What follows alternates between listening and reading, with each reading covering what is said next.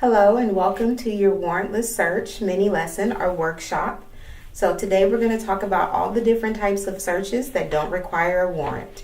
Okay, so we know that best practices is that if you have probable cause, and you write an affidavit and go get a warrant signed by a judge before searching. But there are times where you just don't have time, where police don't have time in their job duties to do that. So what do you do when that happens, when you don't have time? Well, you do a warrantless search. So we're going to look at some of them. The first one we're going to look at is frisk. And so you learned about frisk in law enforcement, or sometimes they call it a pat down. So police are in frisk, they are looking for weapons only, and you only need reasonable suspicion. So they're just making sure that as they further investigate something that's kind of suspicious but not enough to arrest someone, that person doesn't pull out a weapon and hurt them. So they're not allowed to go in the pockets in a frisk. There's only over the clothes, over the pocket search to make sure that there's no weapons on that person. Now, if in the course of that stop that the police have enough evidence to get probable cause to make an arrest, then they will conduct a full search, which is a search incident to arrest, where you can put your hands now in the pockets. Okay.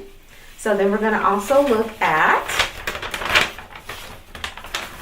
plain view or plain touch, which also kind of applies to that frisk, because you may have that. Plain view is when it's kind of, an oxymoron, which basically means it's not really a search because you can just clearly see it. You don't have to look to do anything. You don't have to get a ladder. You don't have to bend and do anything. It's just there.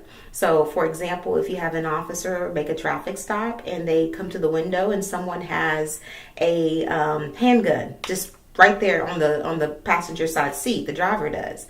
Well, that's plain view. The officer didn't have to do anything other than just use their ability to see.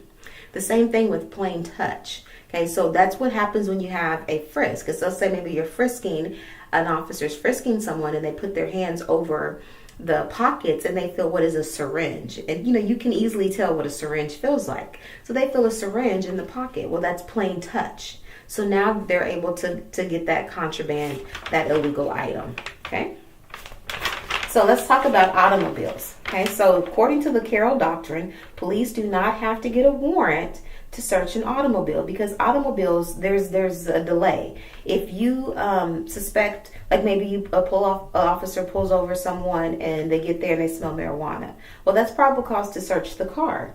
But if you have to wait to get a warrant, that person's going to drive off. They're not going to wait for you to get a warrant to search that car. So you can search right then and there because of the mobility of cars. You're able to still search. Okay, but you have to keep in mind the car has to be recently mobile. So if the car is just an abandoned car that's been sitting there for 2 weeks, you have to get a warrant to search that car because that car is not recently mobile. Okay, so it has to be something that's recently mobile for you to be able to bypass the requirement to get a warrant.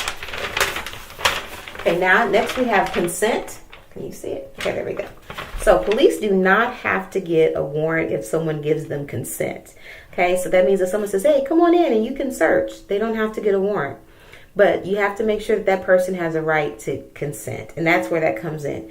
If I'm visiting a friend's house and police knock on the door while they're in the bathroom, I don't have the right to give consent for the police to come in and search. So that's on the police. They have to make sure that who's giving them the consent has the right to do so. Parents have the right to give consent to search their home, including their child's bedroom, but children don't have such a right to do so. So you as a teenager, you can give consent for police officers to search your common areas, but not, well, you can't really give police officers a consent to search anything as a minor. But as you get 18, you can be able to give consent to search the common areas like living room, kitchen, dining area, and your room, but you can't give consent to search your parents' room, but your parents can do so for you. Same thing with roommates. Roommates cannot give consent to search the other roommate's room, but they can give consent to search common areas that they share with the other person. Okay, so you just have to be careful who has the right to give consent. Okay, then we have search incident to arrest. And we've kind of already talked about that. Search incident arrest is based on probable cause because you've already made an arrest, so you have probable cause for your arrest, so now you have probable cause for your search. The thing about search incident to arrest is that you're able to search the person, and you're also able to search their immediate area of control. So if the arrest is taking place as a result of a traffic stop, then you're able to search the person and that car, okay? Because that was their immediate area of control. You can't then use that to go, well, they just came from home, so I can go to their house and search. No, you cannot do that.